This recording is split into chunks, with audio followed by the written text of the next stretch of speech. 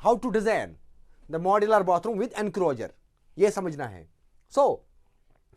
इसमें हमें कैलकुलेट करना पड़ता है।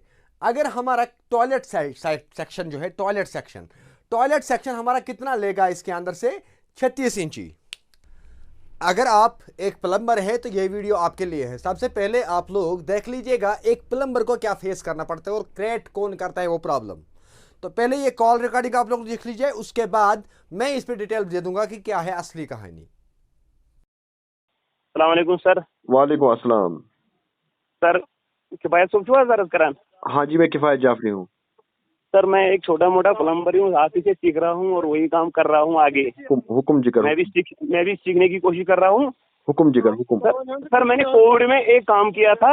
हाँ हाँ 6 बाथरूम मैंने किए हैं सर। हाँ हाँ।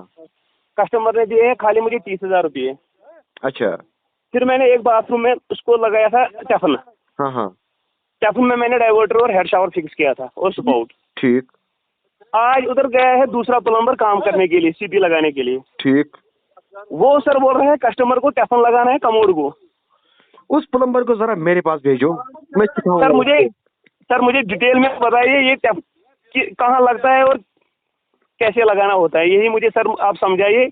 उस प्लम्बर को भी समझ आएगा, वो भी हमारा भाई है। वो भी मैं उसके खिलाफ नहीं हूँ, लेकिन उसको मैं समझाना चाहता हूँ कि भाई सर क्या बोलता है, टेफन कहाँ यूज होता है। सर मुझे ये समझाइए आप, ये टेफन कहाँ यूज होता है और कैसे लगाना होता है सर। इंशाल्लाह आप जिगर मेरा वेट कर लीजिएगा, मैं ये आपकी कॉल रिकॉर्ड कर रहा हूँ। अब इस पे मैं पूरा डिटेल्ड वीडियो अपलोड करूंगा आज ही इंशाल्लाह रहमान। हाँ सर। कि एनक्रोजर का क्या काम है, एनक्रोजर किस चीज का नाम है और क्यों लगाना पड़ता है, कहाँ पे लगाना। हाँ सर। ठीक है ना जिगर? हाँ सर। ताकि उस प्लम्बर को भी पता चले, वो आगे जाके किसी एक इंसान को रॉन्ग इन्फ्लुएंस ना करे। हाँ सर। ठीक है ना जिगर? सर और मेरे पैसे भी वहाँ बंद है और कस्टमर बोल रहे हैं आपने टेफन गलत लगाया। वो तो उसकी सीधी सी गलती है, उसको करना ही नहीं चाहिए। अगर वो काम पे गया, पहले उसको पूछना था कि क्या इसका काम सही है, इसने एक पैसा दिया है पूरा क्लियर। पहली बात मैं इसको कहूँ एडवांस में कि जो कस्टमर दूसरे बंदे को लाएगा ना काम पे, समझ लेना वहां पे कि कस्टमर बेईमान एक नंबर का होगा। वही सर। और सर मैंने इसको ये भी बोला आप लाओ किसी एक्सपर्ट को, अगर कोई एक्सपर्ट बोलेगा इस काम में कोई फर्क है, मैं सारे पैसे देने के लिए तैयार हूँ। पहली बात मैं आपको डिटेल्ड वीडियो दे दूंगा आज की इस प्लम्बर की क्या गलती है, ये टेफन होता क्या है और कहाँ पे लगता है, क्यों लगता है, ये डिटेल दे दूंगा मैं। हाँ सर यही बात है ना। ओके जिगर मेरा, मैं दे दूंगा detail. Okay sir. Okay sir. देख लिया आप लोगों ने, इसमें बात हमारी हो रही है एनक्रोजर को लेके कि एनक्रोजर की डिटेल क्या है, क्या होता है एनक्रोजर। कोई एक्रेलिक का होता है, कोई टेफन का होता है, 2 तरीके का आता है एनक्रोजर जो बनता है। वो कोई टेफन का होता है, कोई एक एक्रेलिक का होता है। तो अब हमें जानना है इसमें कि क्या होता है एनक्रोजर और कहां पे हम लगा सकते हैं। ये है मेरा बाथरूम जो है 6 फीट और यहां से है ये 9 फीट। मैं गारंटी से कह सकता हूं आप लोगों को इसके बाद एनक्रोजर की डिटेल नहीं सुननी पड़ेगी, लेकिन यहां पे आप लोगों को अब समझना है इस शेप को हम कहते हैं रेक्टेंगल। इस शेप को हम कहते हैं रेक्टेंगल। रेक्टेंगल के शेप में हमारा बाथरूम होना चाहिए, उसमें हम लगा सकते हैं एनक्रोजर। अब इसके अंदर मकान का कमरा जो है, इसका बेडरूम वो इस साइड से है, वो इस साइड से, ये मानो बेडरूम है हमारा इसका। लेकिन इसके अंदर अब डिटेल जो बाकी है, कैसे हम कर सकते हैं इसके अंदर काम, how to design the modular bathroom with enclosure, ये समझना है। इसमें हमें कैलकुलेट करना पड़ता है। अगर हमारा टॉयलेट सेक्शन हमारा कितना लेगा इसके अंदर से 36 इंची स्क्वायर, 36 इंची स्क्वायर लेगा वो टॉयलेट सेक्शन। यानी कि दरवाजा हम कहां पे लगवा देंगे, इसको बीच में लगा देंगे, दरवाजा लगवा दिया इसके अंदर, बीच में हमने दरवाजा लगवा दिया। अब इसके आर पार जो है दोनों साइड से हम इसको कैलकुलेट कर सकते हैं, हम इसको कैसे बराबर कर सकते हैं। अगर इसके अंदर हमें देना है जकोजी भी, एनक्रोजर भी, उसके अलावा वॉश बेसन भी और टॉयलेट तो होना ही है, उसको हम कैलकुलेट करते हैं हम कैसे दे सकते हैं। यहां से है मेरा 6 फीट, समझ लो एक साइड 6x3 मेरा हो गया, किसके साथ, जकोजी के साथ क्लियर हो गया। ये 3x6 मेरा जाया। अब कितना बच गया मेरा 6 फीट। अब भी मेरे पास 6 फीट है, लेकिन दरवाजा जो मैंने लगवाया है वो मैं प्रॉपर 3 फुट छोड़ के लगवा सकता हूं। यहां पे 3 फुट छोड़ के मैंने यहां पे लगवा दिया। पहला वाला पोर्शन में हमने क्या किया,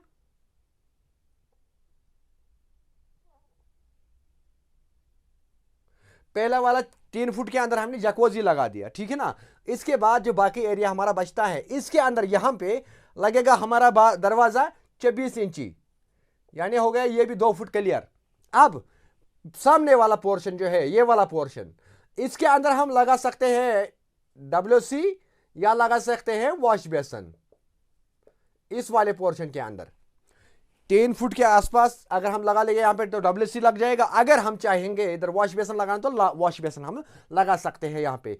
अगर वॉश बेसन लगाएंगे तो वो हमारा 24 से 30 इंच के आसपास जाएगा। लेकिन अब इसके अंदर बचना है हमें 2 स्पेस। अगर अब हमने यहां पे ये लिया टॉयलेट, अपोजिट वाले दीवार पे हमने टॉयलेट लिया, समझ लेना मेरी बात को। अब क्या होगा यहां पे, अब कितना बचेगा, ये हो गया 3 फुट और 3 फुट कितना हो गया 6 फुट। अब 3 फुट बच गया मेरा इधर, यहां पे मेरा 36 इंची बच जाएगा ये वाले साइड में, कोने में। लेकिन अब इस कोने में मुझे क्या करना है कि इसके अंदर अगर 3 फुट बच रहा है, 3 फुट काट के भी, तो इसको मैं इस वाले साइड पे भी वॉश बेसन दे सकता हूं, इस वाले साइड पे भी वॉश बेसन दे सकता हूं। तो बताता हूं मैं बाकी, लेकिन कितना दे सकता हूं मैं इसके अंदर। इसके अंदर मैं 24 इंची से लेकर के 30 इंची तक दे सकता हूं आराम से वॉश बेसन, चाहे मैं इधर दूं या इधर दूं। लेकिन अब देखना है किस साइड सही रहेगा हमें।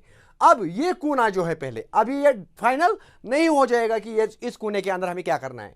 अब जो ये कोना है इसको हम लगा सकते हैं एनक्रोजर, यहां पे इसको स्क्रीनशॉट उठा के रख सकते हो आप लोग। ये कोना हमारा लग जाएगा एनक्रोजर यहां पे। लेकिन ये एनक्रोजर कहां पे लगेगा, हमें एनक्रोजर क्यों लगाने हैं हमें। अब यहां पे अगर हम एनक्रोजर लगाएंगे, शॉर्ट से शॉर्ट स्पेस के अंदर अगर हमें लगाना होगा तो कितने साइज होना चाहिए, कम से कम 42 इंचेस होना चाहिए। 42 इंचेस इंडिया के अंदर में, अगर इंडिया की बात करूं 42 इंचेस, अदरवाइज बड़े से बड़ा 48 इंचेस। इसको फिर हम राउंड मुड़ा सकते हैं। यहां पे जो मैंने आप लोगों को स्क्वायर में दिखाया, इसको हम यहां से राउंड मुड़ा सकते हैं, इसको हम यहां से राउंड मुड़ा सकते हैं। यहां से हमने क्या किया, यहां से 42 लिया और यहां से भी 42 लिया, सामने टाइल वाले को बोला इसको राउंड शेप मुड़ा दो। तो ये इस्तेमाल में जब बाथरूम आएगा तो कैसे आएगा ये इस्तेमाल में, ये हमने बाथरूम के अंदर एंट्री की, एंट्री के बाद हमने जकूजी चलाना है, जकूजी चला सकते हैं हम, और टॉयलेट का इस्तेमाल कर सकते हैं। और उसके बाद यहाँ पे हमें अब हमारा बच जाएगा क्या, अगर हमने 3.5 फीट का किया इधर तो 2.5 फुट बढ़ जाएगा 30 इंची, तो 30 इंची वॉश बेसन हम लगा सकते हैं। अगर 4 फुट का किया तो 2 फुट का बच जाएगा, तो 2 फुट का वॉश बेसन हमें लगाना है इस वाले दीवार पे, याद रखिएगा ये चीज। लेकिन अब इसमें देखना है हम बाथरूम को वेंटिलेशन कहां से देंगे। वेंटिलेशन हमें देना है यहां पे जकूजी के साइड पे, वहां से हमें वेंटिलेशन देना है पूरे बाथरूम को, तब जाके ये काम सही होगा। लेकिन अब मामला है ये बाथरूम की ये एनक्रोजर की। एनक्रोजर कहां पे लगता है, क्या है एनक्रोजर का काम, क्यों लगाना पड़ता है एनक्रोजर, डिटेल दे दूंगा मैं।